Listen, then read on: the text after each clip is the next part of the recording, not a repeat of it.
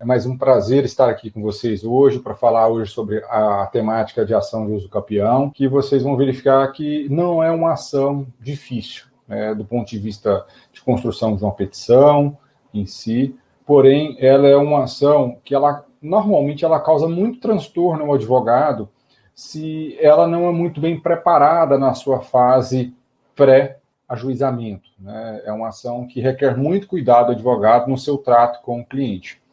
Então, antes da gente entrar propriamente na petição, eu queria conversar com vocês sobre os preparativos para essa petição, para esse tipo de peticionamento. É muito importante, quando eu vou atender um cliente de uso capião, eu ter a cautela de coletar todas as informações de modo muito detalhado. Então, eu vou ter que entrevistar esse meu cliente com muita precisão, registrando, né, como ele adquiriu a posse desse imóvel, quando que ele ingressou nessa posse, se nesse período, o que ele fez de construções ali, se ele cercou, se ele apenas cuidou. Mais do que isso, eu vou ter que questionar se houve questionamentos, né, alguém notificou, ou se recebeu citação, vários questionamentos à posse. Se tem testemunhas, então vou ter que ter muito detalhe com o meu cliente, talvez perder algumas horas ou até mais de uma reunião, para conseguir definir exatamente qual será o tipo de ação que eu vou propor, qual vai ser a modalidade de uso capião que eu vou aplicar na minha petição inicial. Então, esse cuidado é muito importante. Um segundo ponto, a parte documental. A gente precisa ter uma cautela enorme aqui na parte de uso capião para já instruir a petição inicial com toda a documentação pertinente. E aí eu falo de documentação pertinente, não é só da prova do tempo de posse, né? Tem outros elementos, aí eu vou entrar com vocês detalhadamente nesses documentos ao longo da nossa aula, mas a gente tem que buscar memorial descritivo, planta desse imóvel e também a anotação de responsabilidade técnica dessa planta. Isso é muito importante nas ações de uso capião. E vão vir várias perguntas, eu tenho certeza, porque essa temática aqui, do ponto de vista prático, às vezes a pessoa fica com dificuldade. E um outro ponto que a gente tem que ter muito cuidado é nas indicações dos legitimados, ativo e passivo. Porque a falta da qualificação adequada, da indicação correta de quem são, né, os legitimados ativos, os autores da ação, e quem são os legitimados passivos, os réus, e quem são os confrontantes, acaba por atrasar muito o seu processo se você não faz isso de forma muito minuciosa e detalhista. Então, esse é o grande detalhe que a gente tem que ter na parte da ação de uso capião, é nos seus preparativos. A gente tem que ter muita cautela nessa fase, tá? E o que a gente sugere até aqui para vocês? Se vocês puderem tomar nota, se tiverem um sistema adequado para registrar as informações, vai conversando com o seu cliente ali e tomando nota disso. Se não, converse com ele, fala, eu posso gravar essa nossa reunião só para eu ter os fatos com minuciosidades, com detalhes, para que eu possa registrar isso depois na petição inicial, e você arquiva esse áudio depois lá no seu escritório para você fazer essa petição inicial. É uma forma fácil, rápida de ter anotações das informações e depois construir a sua petição inicial de excelência. Tá? Deixa eu só compartilhar com vocês aqui o material para a gente começar a nossa exploração da petição inicial. Bem, dentro do nosso propósito, do cabeçalho ao rodapé, explicando a petição inicial, a gente vai direcionar a petição ao juízo e não mais ao excelentíssimo senhor juiz de direito, em atenção às técnicas do novo CPC. A competência dessa ação de uso capião é do local onde está situado o bem. Então, nós temos que ter atenção a isso, tá? Eu vou fazer a ação de uso capião na cidade onde que ele está registrado. Então, por exemplo, nós estamos aqui em Campo Grande. Eu vou usucapiar um imóvel em Campo Grande, essa ação vai tramitar aqui no local onde que esse imóvel está situado. Essa observação da tutela de urgência, aqui a gente coloca todas as vezes que há necessidade de uma tutela de urgência na nossa petição, e lá na frente vocês vão entender por que eu coloco tutela de urgência aqui, tá? Mas tutela de urgência em ação de uso capião, professor, existe a possibilidade. E não só uma possibilidade, existem várias possibilidades, como eu vou mostrar para vocês na aula de hoje. Certo? Com relação à qualificação, da parte autora, não há grandes dificuldades quando a gente vai tratar de qualificação da parte autora, porque é o nosso cliente que a gente vai entrevistar e pegar os dados dele. O grande ponto de dificuldade, às vezes, é quando ele não tem inclusão digital, e aí a gente não tem o endereço eletrônico dele, que é o e-mail. Quando a gente não possui, a gente coloca como uma nota de rodapé, falando para o juiz, deixa de se informar o endereço eletrônico, em razão de essa pessoa não possuir acesso a e-mail, não possuir e-mail. Tá? Então, vem a parte autora, representada por seu advogado, com indicação do seu escritório onde ele receberá as intimações, propor, pelo procedimento comum, uma ação de conhecimento com pedido de declaração de uso capião. E aí vem o primeiro ponto nosso da aula de hoje. Professor, mas e quem que vai compor esse polo ativo da ação de uso capião? Eu preciso ter um litisconsórcio ativo aqui, o que é ter um marido e a mulher, né, um companheiro e a companheira compondo o polo ativo da ação de uso capião? Na prática, a gente vê muita gente colocando, né, o homem e a mulher, né, o casal, como autores da ação de uso capião. Por que que é isso? Porque a ação de uso capião, ela vai discutir um direito real imobiliário. Né? Ela visa adquirir a propriedade de um imóvel, ela declarar a aquisição da propriedade do imóvel.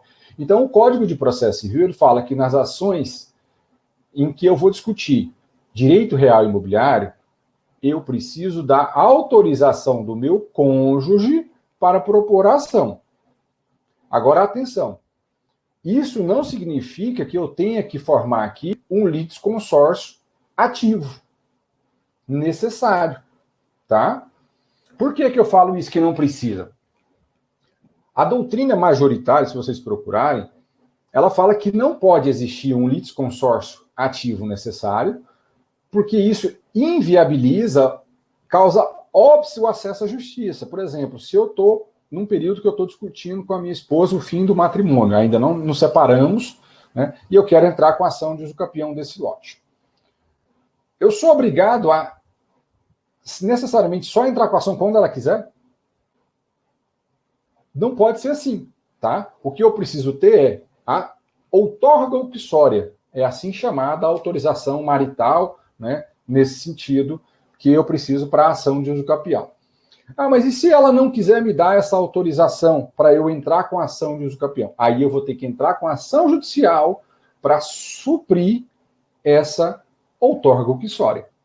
Tá? Eu preciso ter, necessariamente, se eu for casado ou tiver um regime de união estável, a autorização do cônjuge para entrar com a ação de uso capião. Se eu não tiver, o juiz vai mandar emendar inicial.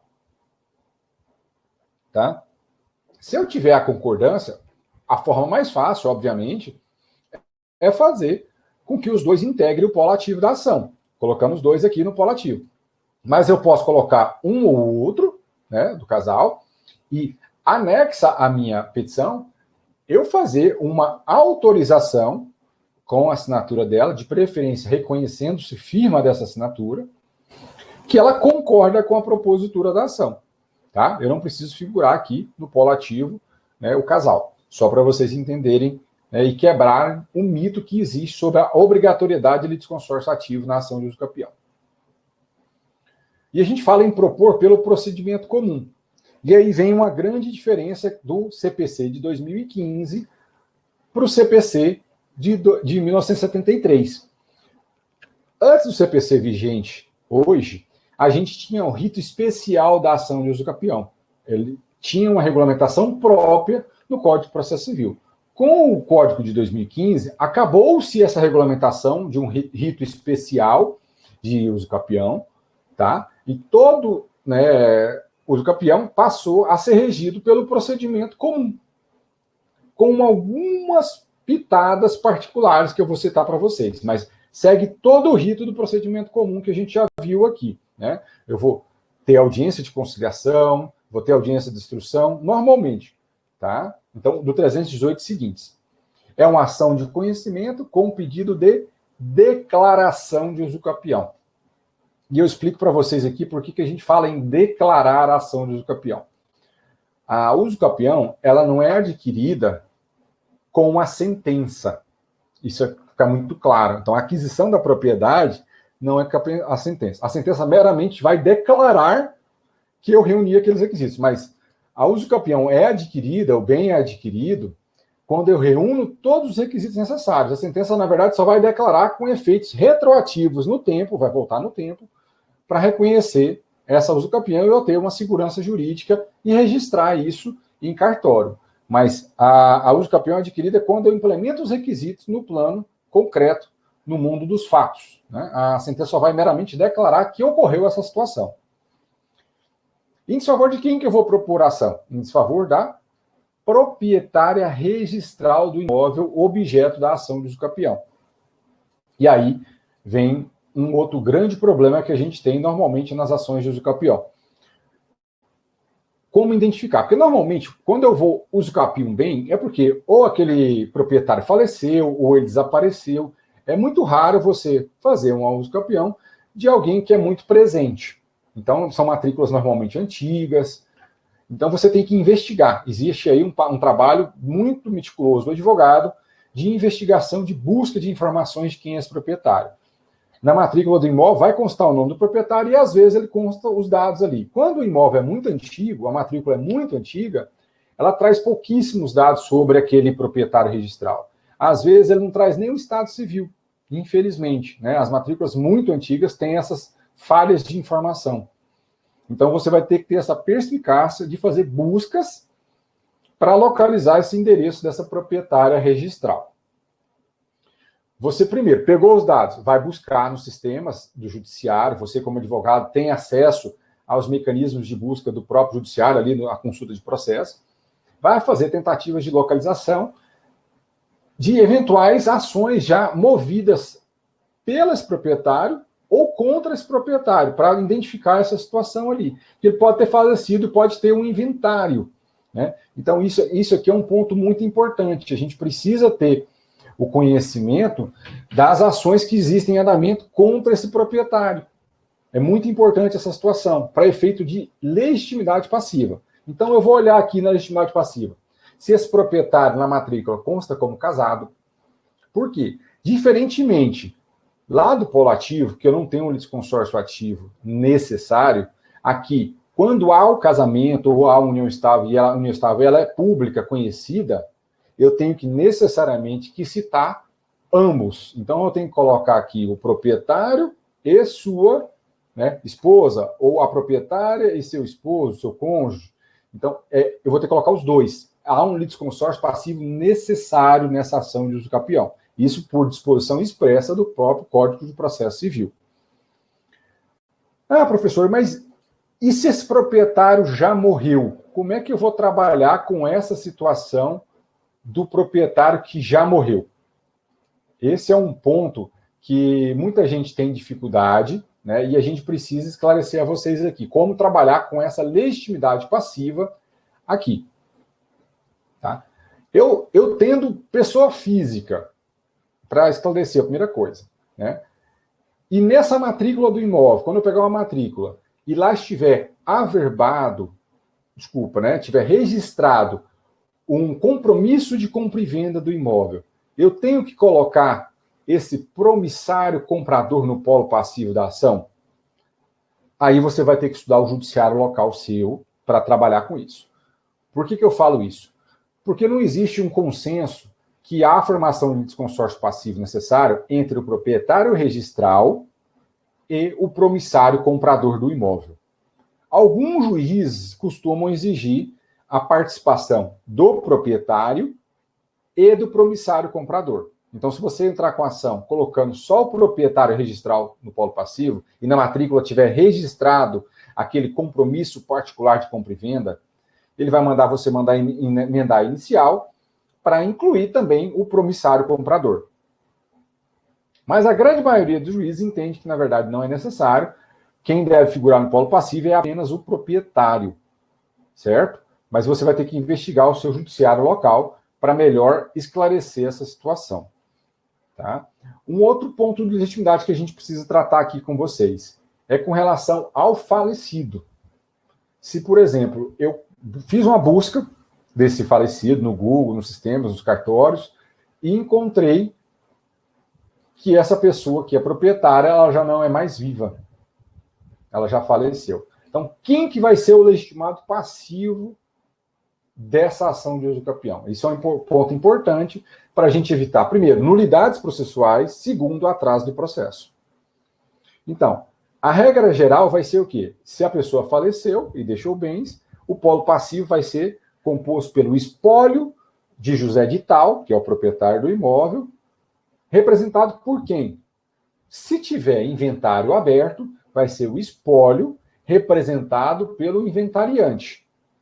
Agora, se for uma situação em que não há o inventário aberto ainda, eu vou ter que colocar ou o cônjuge sobrevivente, quando eu não localizar qualquer processo de inventário, tá? Ou eu vou colocar todos os herdeiros e eu tiver condições de indicá-los, certo? Então, primeiro, eu vou colocar o espólio representado pelo inventariante. Aí, caso, por exemplo, eu não tenho inventário aberto, eu vou colocar quem? O cônjuge dessa pessoa falecida.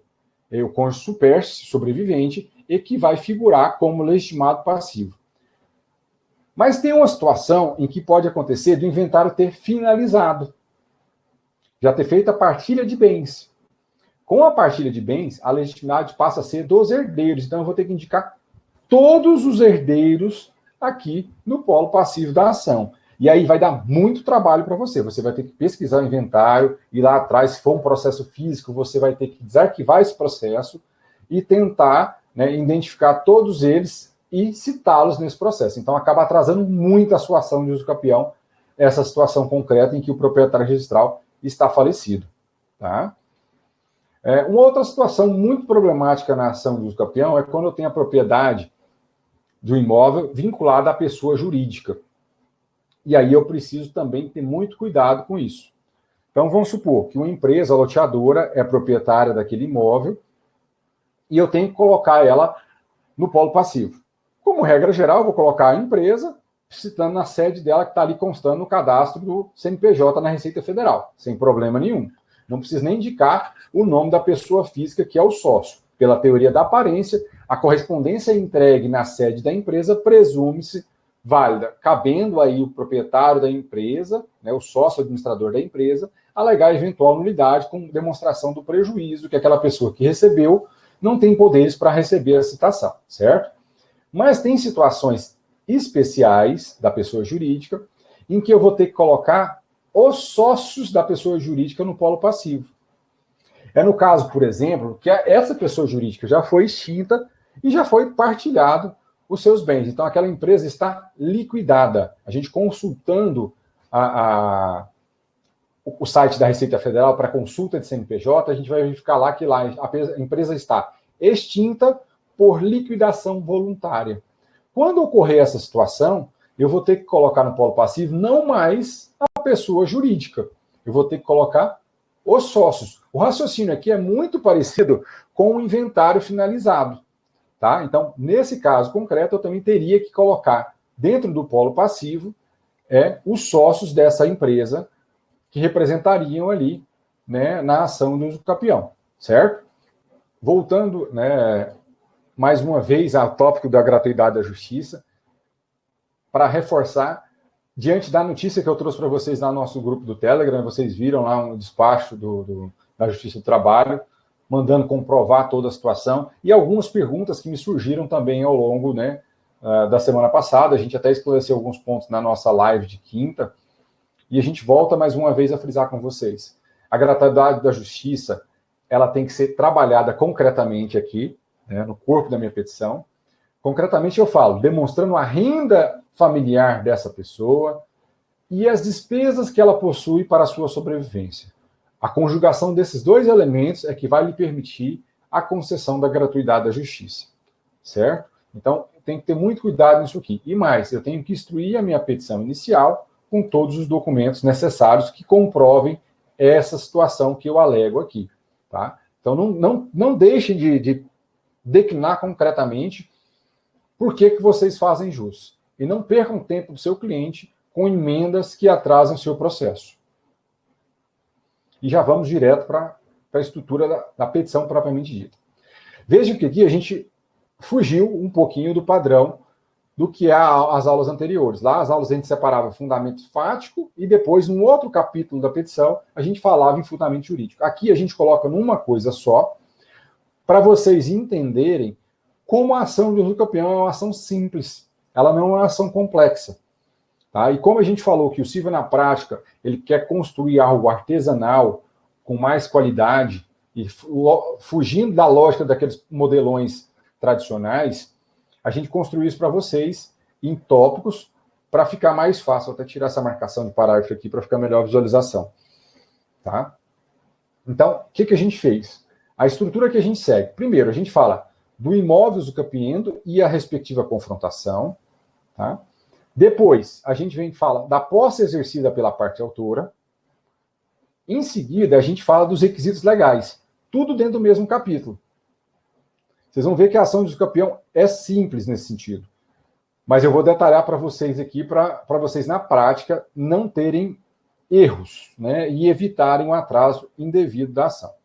Então, é requisito da minha petição inicial de usucapião o detalhamento do imóvel usucapiendo, o imóvel objeto da ação, e também das confrontações. A questão da confrontação é a primeira particularidade que o Código de Processo Civil coloca dentro do procedimento comum quando eu falo de ação de usucapião.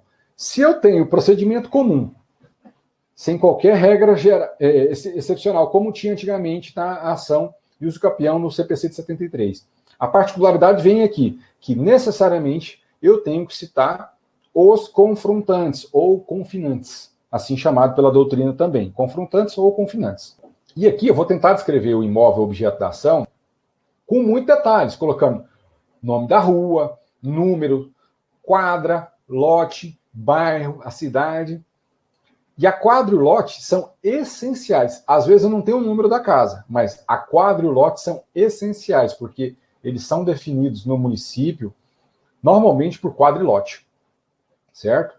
E mais do que isso, eu tenho que indicar o cartório de registro de imóveis onde ele está vinculado. Aqui a gente deixa em branco só para vocês completarem depois, e qual que é o número da matrícula desse imóvel.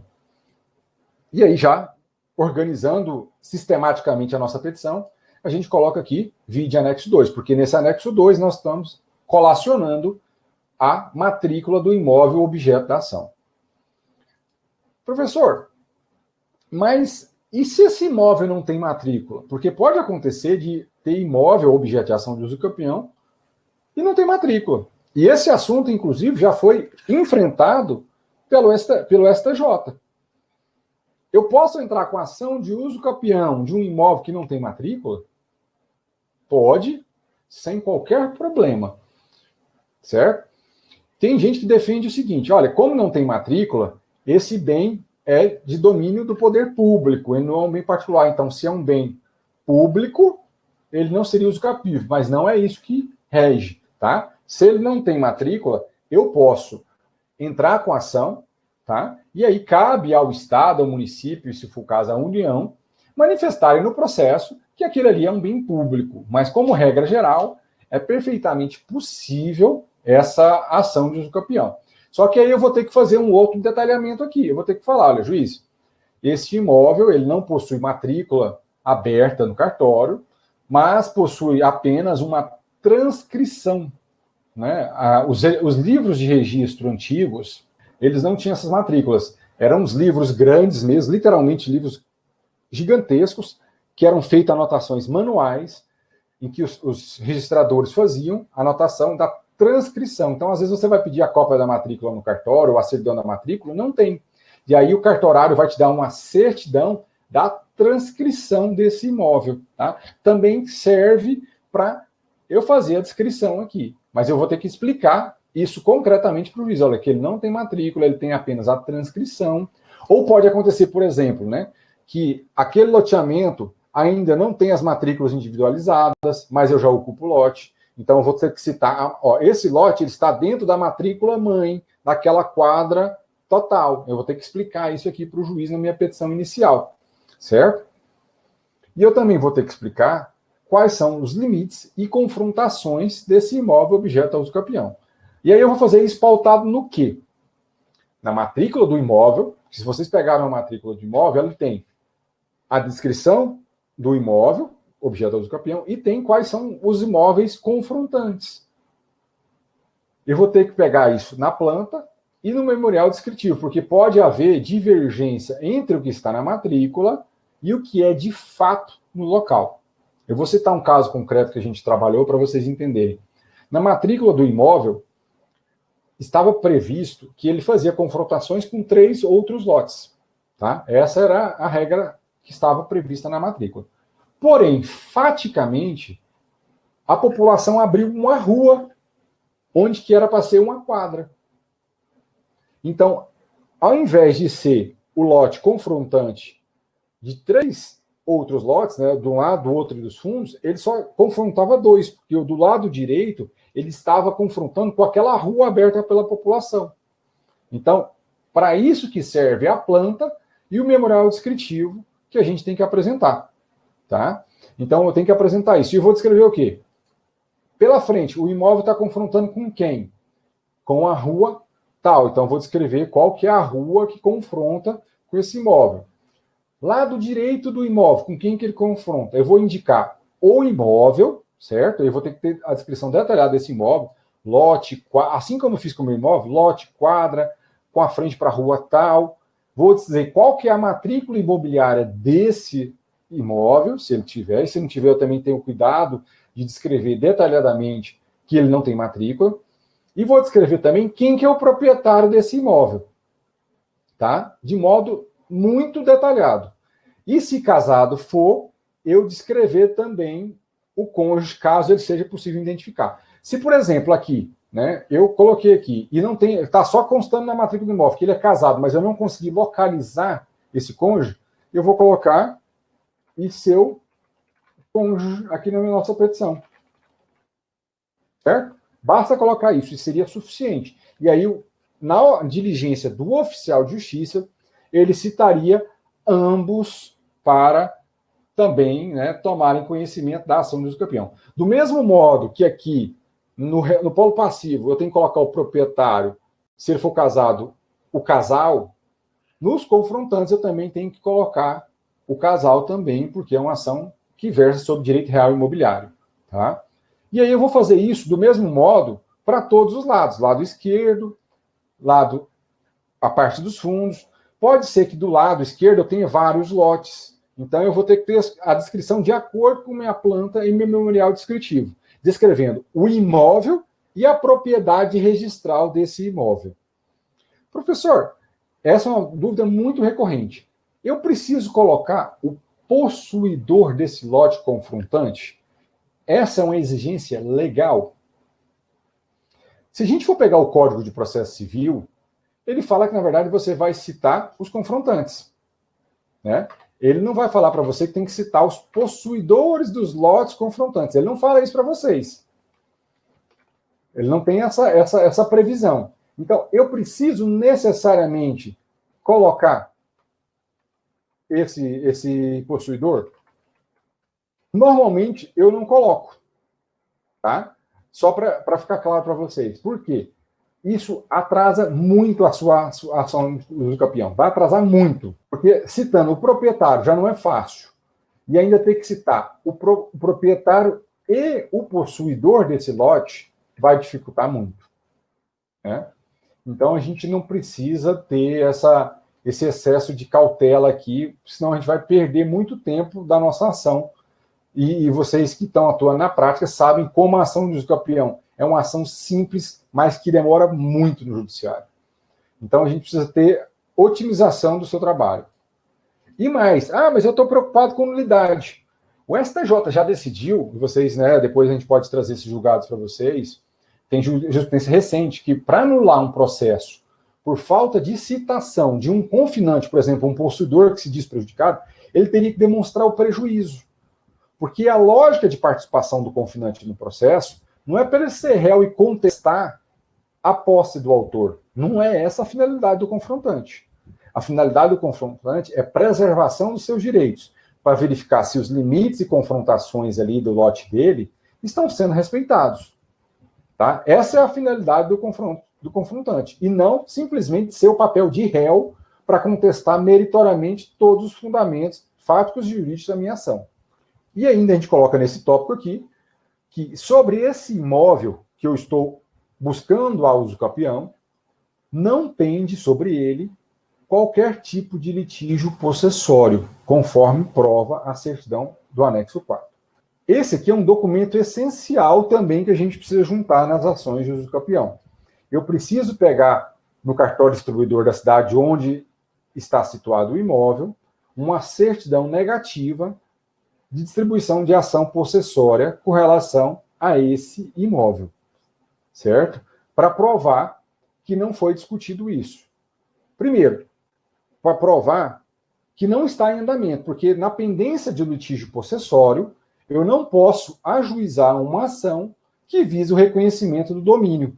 Eu não poderia, por exemplo, se tivesse uma possessória em andamento hoje, eu não poderia ingressar com essa ação de uso capião, formalmente falando, colocar uma ação de uso capião, porque na pendência do litígio possessório eu não posso buscar a ação que visa reconhecer o domínio. Eu posso apresentar ao uso capião como defesa nessa ação possessória, mas eu não poderia ajuizar essa ação de uso capião enquanto pendente esse litígio. Muitos juízes admitem a tramutação e não extinguem essa ação de uso capião. Eles simplesmente suspendem o curso da ação de uso capião até a definição do mérito da ação possessória. Então, isso a gente precisa ter essa diligência aqui de buscar essa certidão. E mais do que isso, essa certidão negativa de inexistência de ações possessórias, ela demonstra também a mansidão da sua posse, que você não sofreu oposição, como eu vou mostrar mais adiante. Então, eu já caracterizei o imóvel e já caracterizei as suas confrontações. Eu só preciso fazer um pequeno ponto de observação com vocês aqui, com relação ao memorial e planta aqui, né? O memorial e planta, se vocês pegarem o CPC hoje, ele está expresso que para a ação judicial de uso capião ele é necessário? Não existe. Existe para a ação de uso capião extrajudicial. Porém, aplicando a lei de registros públicos, os juízes entendem que é um documento essencial da uso capião a planta e o memorial descritivo. Então, não entrem com a ação sem planta e memorial descritivo. Mas eu vou indicar para vocês aqui alguns sucedâneos, né? Então, por exemplo, na defensoria pública, às vezes a pessoa é muito carente, ela não tem condições de pagar um engenheiro, um arquiteto, para fazer essa planta, e muito menos recolher a anotação de responsabilidade técnica. Então, o que a gente faz? A gente pega aquela mapa descritivo que tem, que chama croquis do município, e pega o memorial descritivo. No município existe um memorial descritivo desse imóvel. E nós apresentamos isso à justiça como sucedâneo da planta do memorial com anotação de responsabilidade técnica. E isso muitas vezes tem sido admitido na prática pelo judiciário. Tem alguns juízes que entendem que não cabe, e aí a gente tem que recorrer. Por quê? A planta em memorial é para delimitar a sua topologia do imóvel. Ela vai delimitar onde que está situado o imóvel e quais são suas confrontações. Se você trouxe indício suficiente, a planta em memorial é o único meio de prova que existe no processo civil para demonstrar que, nesse caso concreto, o imóvel está situado naquele local e confronta com aqueles imóveis? Não. O nosso Código de Processo Civil, ele permite meios legais e moralmente legítimos de prova. Então, aqui, por exemplo, eu poderia juntar uma planta em um memorial sem RT e pedir a produção de prova pericial. Principalmente na situação em que há um beneficiário da justiça gratuita, tem precedentes fortes dos tribunais falando, olha, nesses casos, se ele tiver elementos mínimos para demonstrar a localização precisa do imóvel e suas confrontações, é possível o manejo e a admissão da ação, e no curso do processo, caso surja dúvidas efetivas sobre a localização precisa do bem, aí se faz, né, nesse caso concreto, a perícia no imóvel. Tá? Então, é possível se brigar nessa situação, caso você pegue um cliente que tem essas dificuldades, né? Então, a gente pode trabalhar com esse nível de detalhamento aqui na ação de uso capião. Certo? Só essa observação para vocês aqui para a gente prosseguir. E aí vamos ingressar agora na segunda parte da nossa estrutura da petição. Da posse exercida pela parte autora. E esse, para mim, é um dos pontos fundamentais da nossa ação de uso capião. Porque é aqui que eu vou convencer o juiz que eu reuni todos os requisitos para uso capio imóvel. Esse é o ponto-chave. Lembrem que eu falei a vocês, os fatos das nossas ações, em geral, eles devem ser ricos e muito bem detalhados. Por quê? Se a gente se depara com uma situação adversa, em que o judiciário está com um volume grande de processo e o juiz lê muito rápido a nossa petição, ele vai dar foco aos fatos e pedidos da nossa ação. Então, um fato muito bem construído vai me dar muita margem de procedência do pedido. E vocês vão perceber isso. Tá? Então, ó, o que a gente fez aqui? A gente está colocando que a parte autora está na posse do imóvel objeto da estação desde quando? Desde outubro de 2003. E essa posse, ela é mansa, pacífica e ininterrupta desde então. Ou seja, a autora está no imóvel faz 17 anos. Já ligou a primeira luz aqui na nossa cabeça das modalidades de uso capião que a gente pode trabalhar. Isso já chama a atenção do juiz ali. Opa, tem 17 anos? Dá para trabalhar com a uso capião extraordinária. Isso já abriu a luz na cabeça do juiz. Certo? E aí eu vou detalhar a minha posse.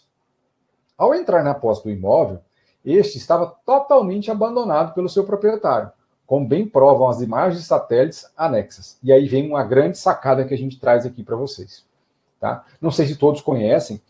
O Google Maps eu acredito que todos já conheçam. Mas eu não sei se todos conhecem o Google Earth Pro. É uma ferramenta de localização que a gente tem. Eu vou tentar demonstrar para todos vocês aqui, porque eu acho que isso aqui é formidável. A gente trazer para vocês. Só um minuto que eu vou esclarecer como vocês vão produzir essa prova, e uma prova segura e que é praticamente inquestionável. Vocês estão, ó, o aplicativo é esse, Google Earth Pro, tá? Então, o que acontece? Com o Google Maps comum, a gente vai construir imagens muito recentes. A gente não tem muito banco de imagem ali. Porém, no Google Earth Pro, eu vou colocar para vocês, só terem noção, o endereço da Defensoria Pública onde eu trabalho. E eu vou clicar em pesquisar. Ele vai carregar para vocês aqui, em cima do local, né? E aí que eu quero trazer para vocês. Vocês vão fazer como se fosse um álbum de fotografias. Ó, eu vou dar mais um zoom para vocês tentarem ver melhor. Esse aqui é o prédio da unidade de atendimento onde eu trabalho. Tá? Só para vocês entenderem. Por que eu estou trazendo isso? Aqui ele tem várias ferramentas para trabalhar. Primeiro, eu poderia marcar aqui, né, o imóvel. Estou marcando que é nessa localização. Tá? E aqui nessa ferramentinha aqui, ó, ele vai mostrar, ele vai ativar um histórico de localização. Vejam aqui que ele abre uma linha do tempo, diferentemente do Google Maps tradicional. Então, aqui ele traz de 2002 até 2020. E aí eu vou mostrar para vocês isso. Ó, vou voltar lá atrás no tempo, antes da defensoria existir ali. Ó. Aqui essa imagem é de 10 de agosto de 2009. Tá? Ó, não existia no local o prédio da Defensoria Pública. Então, na minha entrevista com o meu cliente, eu vou sentar com ele na frente do computador e vou, olha, vamos olhar aqui qual que é a sua casa, né? Onde que é o imóvel que você quer uso capião, qual que é o lote. Vamos identificar. E vamos localizar isso no Google Earth Pro. Isso é muito importante. E aí eu vou fazer o histórico de imagem. Por quê? Ali talvez você mata a possibilidade de entrar com a ação para o cliente. Você fala, olha, nesse momento não dá para entrar. Porque se você fala que está ali, nesse caso, vamos supor que a posse que a gente está discutindo nessa ação seja nesse local. Você fala que está ali desde 2003, mas você quer um uso capião pró-moradia, extraordinária, né, por moradia. Como é que você morava nesse local aqui se não tinha nada construído? Se não tinha nenhuma edícula, não tem nenhuma barraca, não tem nada. Você poderia até estar cuidando do local, mas cadê a prova que você estava limpando? Então vamos verificar mais se estava realmente sendo cuidado daquela área. Olha, não estava sendo cuidada, estava mato ali. Então, assim, a gente consegue construir uma cadência histórica de imagens com precisão e riqueza de detalhes de vários meses de anos e consegue demonstrar para o juiz. com imagem por satélite, uma imagem que é disponível para ele. Ele pode consultar e conferir lá na sala de audiências, ou no próprio gabinete, e conferir aquele contexto histórico que você está narrando para ele. Né? Então, você vai poder enriquecer a sua petição com essas imagens de satélite. E isso é muito bom também do outro lado, para quem está defendendo. Eu, como advogado ou defensor da outra parte, eu sempre uso esse recurso para contestar. Então, eu sempre consulto o Google Earth Pro para contestar as ações de uso campeão. Então, o advogado do outro lado, se eu não fiz isso, ele fizer, ele pode me derrubar, porque o cliente às vezes pode ter me contado uma história que é uma meia-verdade, certo? E aí dificulta todo o meu processo e tira toda a minha credibilidade. Então, muito importante a gente juntar esses elementos aqui. Não é um documento obrigatório, mas ele, na nossa visão, ele é essencial para uma boa instrução probatória. Tá? Além disso, com isso, a autora limpou o terreno e construiu um edícula, fixando sua moradia no local a partir de então. Então, eu falei, ela está no objeto na posse do imóvel desde outubro de 2003, mas ela passou a morar lá a partir de janeiro de 2004. A posse se prolongou ao longo dos anos, sem qualquer tipo de questionamento ou oposição, e assim permanece até a presente data, com bem prova os documentos anexos. Então, tudo eu estou referenciando com os documentos anexos. Né? Então, eu vou juntar fotografias, eu vou juntar faturas de água e energia, e aí vem uma dica, eu não preciso trazer faturas de água e energia de todos os meses dos anos.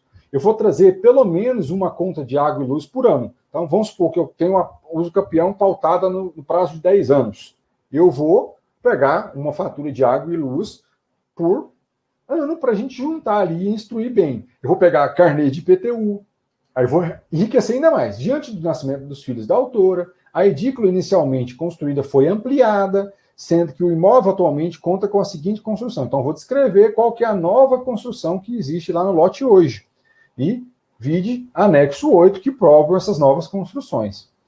Destaque que a autora sempre adimpliu o IPTU incidente sobre o imóvel, assim como tem um fornecimento regular de serviço de água e energia, registrado em seu nome, o que demonstra o ônus de dono da parte autora. Pode ser que na situação o seu cliente não tenha condições de pagar esse IPTU, estava muito tempo atrasado. E aí você pode fazer, olha, o autor ou a autora, ele não pagou IPTU, mas não foi porque ele quis, ele quer fazer esse pagamento. Mas como ele não era proprietário do imóvel, não tinha título jurídico sobre o bem, ele não conseguia pagar de forma parcelada. Então, por isso que ele não pagou, mas ele tem total interesse em honrar os débitos de IPTU, incidente sobre imóvel, do período que ele está na posse sobre o bem. Então, enriquece isso para o juiz, que vai trazer mais boa-fé ainda à sua pretensão. Tá? Diante disso, é inconteste o preenchimento de todos os requisitos da uso campeão, de modo que é imperiosa a declaração judicial de aquisição da propriedade do imóvel para que receba a proteção jurídica que o proprietário tem. Percebam que o fato aqui é curto, muito objetivo, mas ele detalha bem todas as nuances. Você, como operador do direito, lendo isso aqui, você consegue fazer um mapa mental das modalidades de uso campeão que existem no nosso ordenamento jurídico.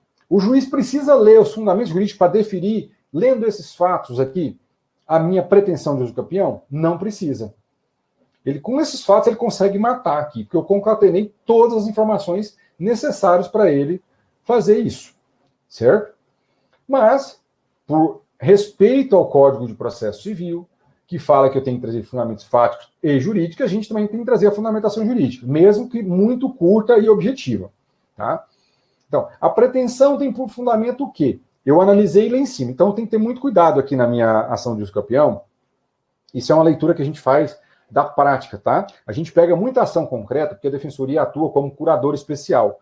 E como a ação de uso campeão, normalmente ela é proposta contra uma pessoa que sumiu do mapa, ela normalmente é citada por edital, nós fazemos muita contestação de curadoria especial. E a gente consegue, às vezes, dar muita improcedência em pedido de uso campeão por um trabalho mal feito ali na construção fática e jurídica da pretensão. Então, eu narrei ali que eu tenho 17 anos de posse, mas eu narrei também que eu fixei minha moradia no imóvel desde janeiro de 2004. Então, de janeiro de 2004 até hoje, eu tenho tempo mais do que suficiente para qualquer modalidade de uso campeão. Mas eu vou pegar a mais fácil para eu trabalhar aqui. Então, qual que é? Eu vou pegar a uso campeão extraordinária, que o prazo é um pouco mais curto e basta eu provar a moradia, né? Fora os demais requisitos. Então, a pretensão tem fundamento, parágrafo único do artigo 1238 do Código Civil, que exige a presença dos seguintes requisitos para a declaração de uso capião. Primeiro, posse uso ad uso capione, ou posse uso capivo, na linguagem do Flávio Tartucci. As provas já produzidas com esta inicial e que serão corroboradas pelas provas orais da audiência atestam que a posse exercida pelo autor reúne todos os atributos necessários da chamada posse ad uso capione. E aí a gente vai detalhar isso. A posse da parte autora sempre foi mansa, pacífica e sem oposição. Como bem prova o quê? A certidão negativa do distribuidor civil dessa comarca. Mas percebam que lá atrás eu já falei isso para o juiz. Lá na hora que eu delimitei meu lote, eu já delimitei que eu trouxe uma certidão negativa ali, que nunca existiu ação possessória. Tá? Então, estou provando que eu não tenho questionamentos com a certidão negativa. Outro sim, a posse exercida ininterruptamente, desde o ano de 2003, consoante já demonstrado na desenvolvimento. Então, os fatos anteriores já demonstraram que eu estou no imóvel desde então e não saí. Eu tenho conta de água, eu tenho a conta de luz, eu tenho pagamento de IPTU. Outras provas que eu posso juntar, notas fiscais, porque eu me cadastro para fazer compras. Notas fiscais também ajudam a provar o tempo de posse. A última situação da posse ad uso capione é a posse exercida com ânimo de dono, animus domini. Tanto que realizou construções do lote, adimpliu tributos e implementou serviços essenciais de água e energia no imóvel. Então, perceba, minha intenção de dono está evidente, porque eu construí no lote, estou morando nele, estou pagando tributo e ainda coloquei água e luz lá no meu nome. Então, está muito claro aqui a situação do animus domini, certo? Lapso temporal. Como eu trabalhei com a uso capião extraordinária posse moradia, né, parágrafo único do artigo 1238, a gente vai falar do lapso temporal. Qual é? É de 10 anos. Pois a posse é exercida para fins de moradia pela parte autora. E aí a gente chama a atenção que é muito comum a gente ver em defesa alguém alegar causas que interrompem, e eu vou explicar isso para vocês, causas que interrompem ou que suspendem a prescrição. Por quê? Se a gente pegar o 1244 do Código Civil, ele fala que na uso capião, como a uso capião é uma prescrição aquisitiva de direitos, né, ela aplica a mesma lógica dos prazos de prescrição que são regidos lá pelo 205, 206, né, do Código Civil. E também as hipóteses de impedimento e suspensão do lapso prescricional. Então, eu tenho que tomar muito cuidado com isso aqui. Então, eu estou colocando aqui para o juiz, destaque-se que aqui não incide quaisquer das hipóteses legais de suspensão e interrupção do lapso de prescrição aquisitiva. Por quê? Uso capião na constância do casamento, corre? Não. Uso capião contra o menor de 16 anos, corre? Não. Uso capião entre curatelado e tutelado, corre? Não. Então, a gente tem que ter muito cuidado com isso. Tem entendimento do STJ. Uso capião no curso do processo alimentar, corre? Não. Então, a gente tem que ter muito cuidado com isso. Por exemplo, eu vou litigar contra uma pessoa jurídica, eu tenho que analisar isso, eu tenho que sempre pensar no contragolpe do advogado que vai vir como representante da parte ré. Então, analisar todas as possibilidades para fazer isso. Então, peguei a matrícula do imóvel, vi quem que é o proprietário, eu vou olhar ali a data de nascimento dele e fazer uma análise para ver quanto tempo ali estava interrompida a contagem da prescrição aquisitiva, para evitar eu ter uma surpresa judicial, certo? Aí, assim como a posse do autor remonta a janeiro de 2004, que é a posse pró-moradia, e assim permanece até apresentada, está preenchido o requisito para uso capião. Outro requisito que a gente tem que ter aqui, coisa suscetível ou imóvel suscetível ao uso capião. O que é isso, professor? Nesse caso aqui, eu estou falando daquelas situações que eu tenho bem público, primeira coisa, né? Então, hoje o bem público não é uso capível, embora antes da Constituição de 88 a gente tenha situações que seja passível ao uso capião de bem público, hoje não é possível ao uso capião de bem público, tá?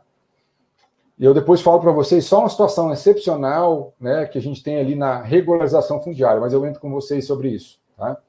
E a outra situação é bens fora do comércio, que é o bem natural, bem legal, né, como a água do mar, os direitos da personalidade, os bens doados com cláusula de inalienabilidade.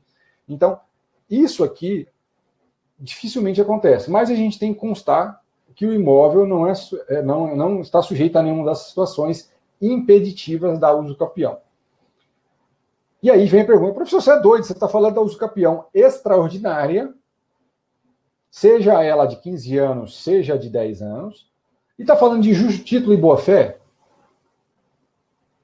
Por que eu estou colocando isso? Porque eu quero deixar esse modelo para vocês, para ele ser a base para vocês trabalharem em qualquer outra modalidade de usucapião. O justo título e boa-fé, no caso presente, ele nem pode ser objeto de discussão. Ah, mas se, por exemplo, o réu quer falar que não tem justo título e boa-fé, isso não entra em discussão. Não é requisito dessa modalidade de usucapião aqui.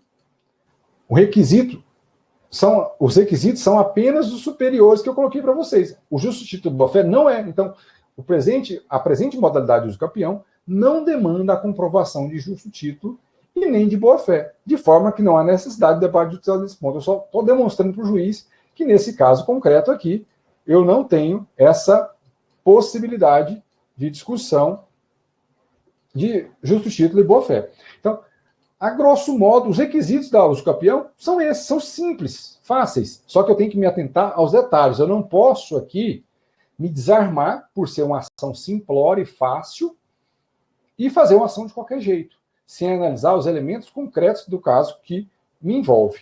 Tá? Por isso que a entrevista é muito importante. E aí a gente entra na retomada, lá no começo que eu falei para vocês, mas por que você está falando de tutela de urgência cautelar aqui nesse caso? Tá? Os requisitos da tutela cautelar são trabalhados no Código de Processo Civil, né? Probabilidade do direito, perigo de dano ou risco ao resultado de processo. A probabilidade no direito aqui, qual que é? Os meus elementos concretos debatidos nessa ação indicam categoricamente, trazem à tona, juiz, que eu reúno os requisitos para que seja declarado a usucapião. Então, eu vou explicar que a minha probabilidade de direito é pautada na probabilidade de o senhor juiz declarar a usucapião, porque os documentos provam isso. E o segundo requisito, o perigo de dano ou perigo in mora, né?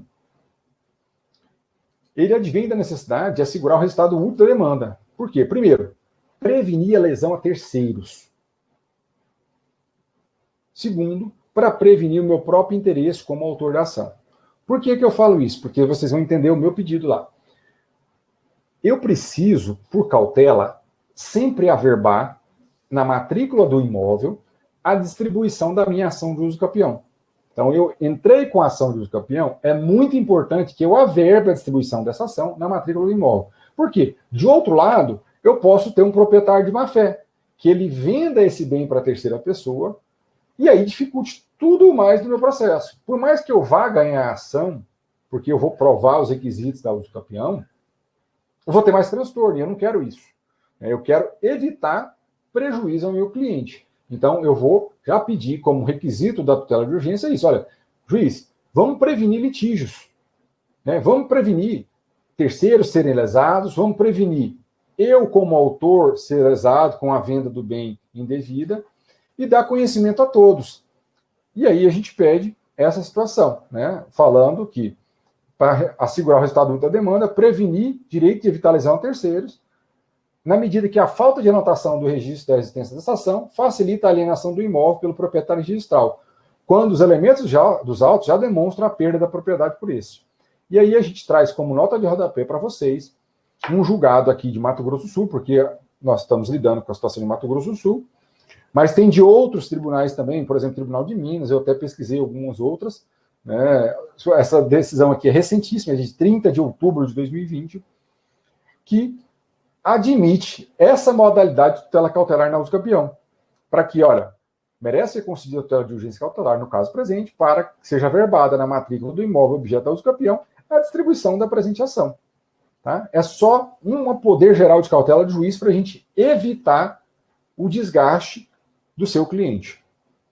A gente comumente abre aqui o tópico da inviabilidade da autocomposição.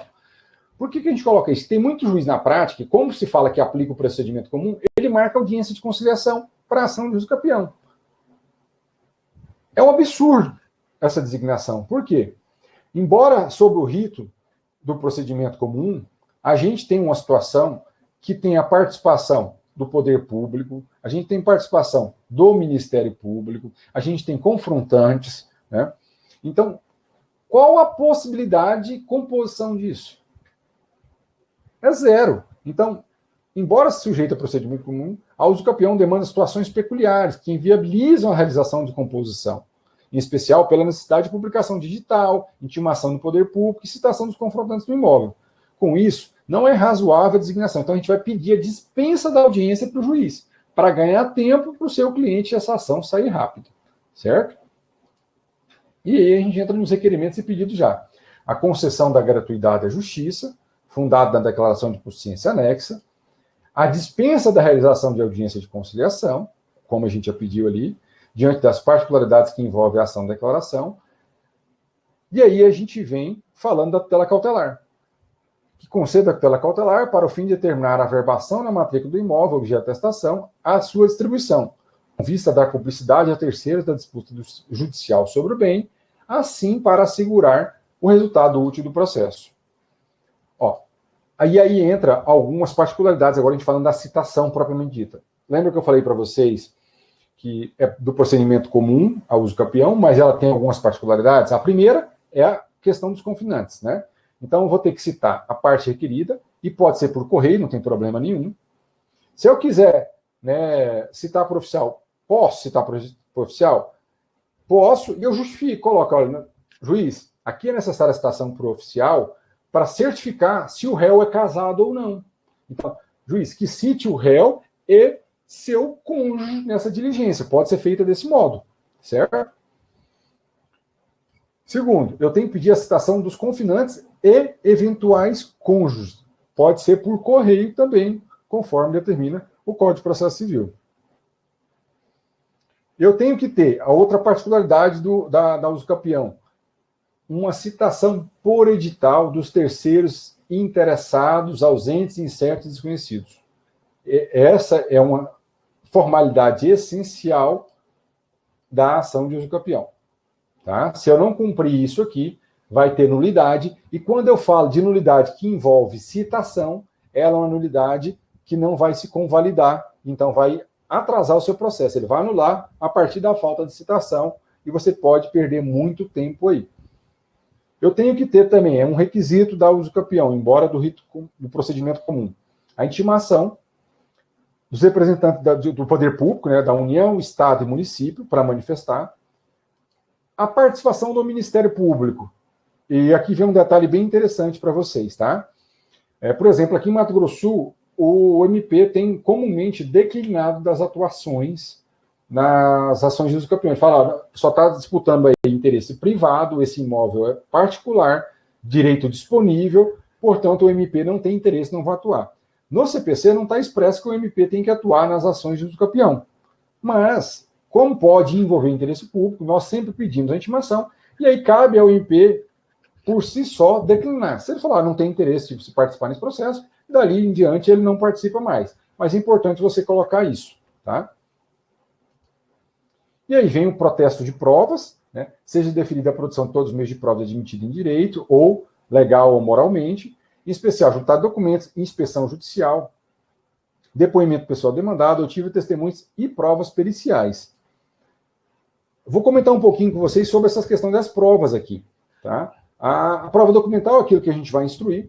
Na ação do uso campeão, muito importante, faturas de água e energia, como já frisei com vocês, notas fiscais, cadastro em lojas, provam, né? Eu tenho as imagens do Google Earth Pro, são muito importantes, e aí, se o juiz tiver dúvida, você pode pedir a inspeção judicial. Juiz, faça a inspeção, eu já pedi isso no caso concreto. Faça a inspeção, se você está com dúvida do que eu juntei, faça a inspeção pelo Google Earth Pro. É uma forma de inspeção durante a audiência de instrução e julgamento. Não deixa de ser uma inspeção judicial. Eu posso pedir o depoimento pessoal do demandado, e o oitivo de testemunhas na ação dos campeões é sempre razoável a gente trazer, né? E provas técnicas, normalmente eu vou usar quando eu tenho problemas com o meu memorial e com a minha planta do imóvel. Eu não consigo produzir de forma adequada, tem divergência sobre a localização do imóvel, né, e suas confrontações, pode ser pedida a prova pericial aqui nesse caso concreto. E aí eu vou pedir a procedência do pedido. Mais uma vez eu fiz com vocês, esses dias eu escutei de novo aí, procedência da ação. Não existe procedência da ação. Todo mundo tem direito de ação, né? O que a gente vai ter procedência ou improcedência é o objeto da ação, né? Que o objeto da ação é o pedido. Então eu vou julgar procedente ou improcedente o pedido. Então eu vou pedir para fazer o quê? Para que declarar a parte autora proprietária do imóvel objeto da ação, expedindo-se o competente mandado para que seja registrada a sentença no cartório de registro de imóveis. Tá? Esse é o meu pedido ao juiz do campeão. E mais, condenar a parte demandada ao pagamento das despesas processuais e honorários advocatícios. Valor da causa. Normalmente a gente coloca aqui o valor venal do imóvel. Eu vou pegar o carnê do IPTU. Se eu não tiver o carnê do IPTU, o que é importante eu pegar? Eu ir junto à prefeitura e pegar a ficha de cadastro imobiliário. Alguns estados chamam de ficha de cadastro imobiliário, alguns chamam de boletim de informações imobiliárias, né? Então vai depender de estado a estado. Mas eu tenho um cadastro imobiliário, todo município faz o cadastro dos imóveis. Além de eu ter a matrícula do imóvel, eu tenho uma ficha de cadastro do município. Então, lá tem a descrição detalhada do imóvel, inclusive o seu valor venal, para efeito de cálculo de IPTU. Tá? Então, eu vou colocar esse valor aqui como valor da causa. E aí venho, arrolo as minhas testemunhas. 3 testemunhas é um número suficiente para a ação de uso campeão, eu não preciso mais do que isso. E aí eu venho com a parte documental. Sempre concatenado, tá vendo que eu organizei aqui, lá de acordo com a minha argumentação. Então, no anexo 1, eu estou juntando documentos pessoais e comprovação de suficiência. Isso aqui já serve para vocês apresentarem para os seus clientes. Ó, vamos trazer esses documentos. Eu vou pegar a matrícula do imóvel objeto da ação, eu tenho que ter. A matrícula dos imóveis confinantes, eu tenho que juntar, não basta somente a matrícula do imóvel objeto da ação. Muitos juízes mandam emendar inicial por falta de matrícula dos confinantes, para ele aferir ali a legitimidade desses confrontantes. A planta e memorial descritivo, certidão negativa do distribuidor civil quanto às ações possessórias, isso é essencial numa ação do campeão para provar a ausência de oposição à sua posse.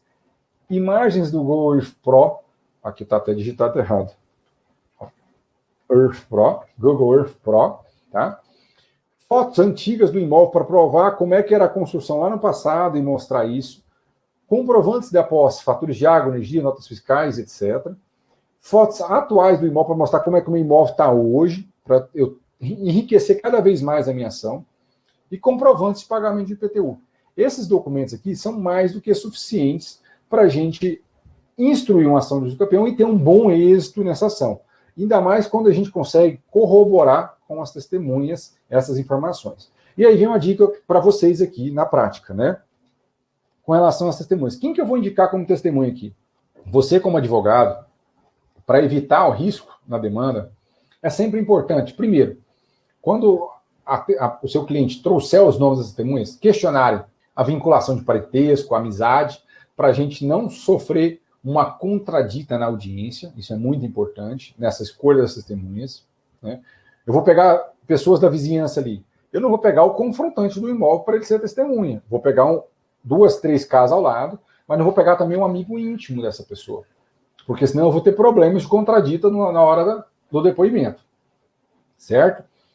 E mais, é muito importante que eu pegue testemunhas também e converse com elas antes. Não é que eu tenho que fazê-las construir uma versão, mas eu pelo menos tenho que ter uma dimensão do que elas conseguem expressar sobre esse caso. Não adianta nada eu colocar uma testemunha para ir em juízo que não saiba nada. Chegar e falar, eu acho que ele mora lá desde tanto, eu acho, mas não tenho certeza que ele mora lá desde tanto, e eu não tenho certeza se foi ele que construiu. Uma testemunha nesse sentido, ela não passa o mínimo de confiança para o juiz e não te ajuda em nada. Pelo contrário, ela te atrapalha e dá armas para o réu te contra-atacar. Certo? Então, assim, entreviste as testemunhas antes para saber o que de fato elas sabem sobre o caso concreto. Isso é muito importante e mostra a perspicácia da sua advocacia. Certo? A grosso modo, que a gente tem da ação em si, a ação dos campeões é simples. Eu queria aproveitar aqui para agradecer vocês e convidar amanhã, a partir de 9h30 do horário de Brasília, nós vamos participar de uma palestra do Ministério da Justiça sobre cartão de crédito consignado. Nós vamos falar das abusividades, dos riscos e desafios para o consumidor sobre essa temática. Eu vou colocar lá no Instagram para vocês acessarem. A transmissão vai ser pelo YouTube do Ministério da Justiça. Não vai ser só eu que vou estar presente. Nós teremos vários palestrantes de alto escalão no cenário jurídico nacional, participantes do IDEC, do Ministério da Justiça, dos PROCONs, representantes de vários órgãos e setores de defesa do consumidor. Tá? Eu convido todos vocês a participarem lá. Nós temos várias situações de uso capião para tratar com vocês. Como eu falei, cada aula a gente traz um modelo específico para discutir, mas não significa que a gente exauriu todo o assunto. Pelo contrário, o uso capião a gente tem vários outros temas. Por exemplo, né, se pode uso capião no curso do processo, o STJ já entendeu que sim. Né? Tem vários outros assuntos, mas infelizmente não dá para a gente jogar tudo numa aula só. A gente tenta trazer o máximo de conteúdo para vocês, mas a gente tem que fatiar essas aulas. E a próxima aula, nós vamos tratar com vocês o desvio produtivo do consumidor, que foi um dos temas votados nas aulas anteriores. Nós vamos eleger uma das ações que a gente tem já de desvio produtivo do consumidor e vamos tratar isso na próxima aula, que é um tema moderno, muito atual e que todo dia tem ação judicial para vocês fazerem, tá? E que traz bom retorno financeiro para o advogado nesse sentido, porque tem sucumbência e ajuda bastante, tá? Então, agradeço, tenham uma boa noite a todos, uma excelente semana a todo mundo e continuem seguindo a gente nas redes sociais, postem lá seus comentários, nos marquem nas postagens, compartilhem as nossas aulas. Eu peço, né, o nosso trabalho aqui ele só vai crescer à medida que for difundido com mais profundidade às pessoas, e agradeço. E todas, como o Emerson colocou aqui, não precisa nem pedir respeito, tá, Emerson? Aqui é um processo dialógico, a gente está aqui para debater, e eu não sou dono da verdade para tudo, né? Nós temos posições jurídicas, e essa que é a grande beleza do direito. Nós temos posições jurídicas para todos os gostos. Então, cada um, às vezes, vai trazer uma pitada jurídica, e esse é o bacana. E eu queria aproveitar para falar para vocês que nós estamos projetando a criação de uma comunidade jurídica. O que seria essa comunidade jurídica? Seria um grupo mesmo, nós temos o canal do Telegram, nós vamos criar um grupo onde vocês terão voz ativa dentro desse grupo, né? Mas é um grupo particular, vai ser restrito, não vai ter um acesso ilimitado, porque senão a gente não consegue trabalhar, e que a gente poderia fazer discussões profundas sobre casos concretos, trocar informações, fazer parcerias de trabalho. Então, realmente é formar uma comunidade. Em breve nós vamos anunciar isso para vocês, essa novidade do Civil na Prática. Espero que vocês gostem. Vai ser nos moldes que é feito já lá no Criminal na Prática, que é o meu parceiro de trabalho aqui, que ele cuida da parte criminal e eu cuido da parte civil, Dr. Rodrigo Alvarez. Então, nós vamos criar isso aqui também do Civil na Prática. Oportunidade de a gente discutir concretamente, com detalhes, debater a fundo todas essas nuances que envolvem o direito civil e o direito do consumidor, tá? E agradeço vocês. As perguntas que faltaram, peço que me perdoem, mandem para mim essas perguntas lá via direct que a gente vai responder vocês. Amanhã à noite a gente abre a caixa de perguntas no Instagram para vocês já postarem as perguntas que ficaram faltando ali sobre a temática de uso capião e a gente vai responder para vocês aí ao longo da semana com vídeos, tá? Eu agradeço e uma boa noite a todos. Muito obrigado.